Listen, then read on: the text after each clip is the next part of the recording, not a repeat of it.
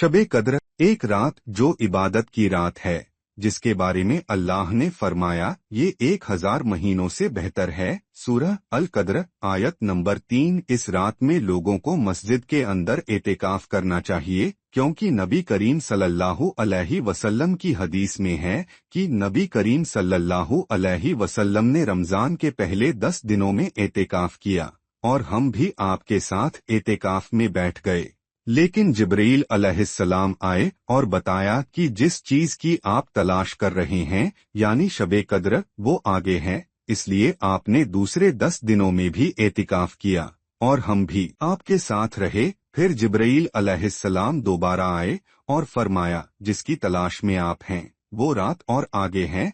फिर आपने 20वें रमजान की सुबह खुतबा दिया और फरमाया जिसने मेरे साथ एतिकाफ किया है वो दोबारा करे, क्योंकि मुझे शबे कद्र के बारे में बताया गया था लेकिन मैं भूल गया। ये रात रमजान के आखिरी अशरे की ताक रातों में है।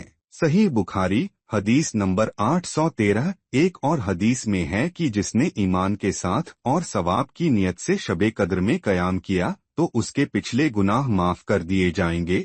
सुनन तिर्मिजी हदीस नंबर 683। और एक हदीस में है नबी करीम सल्लल्लाहु अलैहि वसल्लम ने फरमाया जो शख्स रमजान के रोजे ईमान और सवाब की नियत के साथ रखे उसके पिछले तमाम गुनाह माफ कर दिए जाते हैं, और जो लैलतुल कद्र में ईमान और सवाब की नियत से नमाज में खड़ा रहे उसके भी पिछले तमाम गुनाह माफ कर दिए जाते हैं। सही बुखारी हदीस नंबर 6049। इसी तरह की हदीस मुस्लिम 1781 और 1782 में भी है। एक और हदीस में है कि हजरत आयशा रजी अल्लाहु अन्हा ने फरमाया नबी करीम सल्लल्लाहु अलैहि वसल्लम रमजान के आखिरी अशरे में एतेकाफ करते और फरमाते कि शबे कद्र को रमजान के आखिरी अशरे में तलाश करो।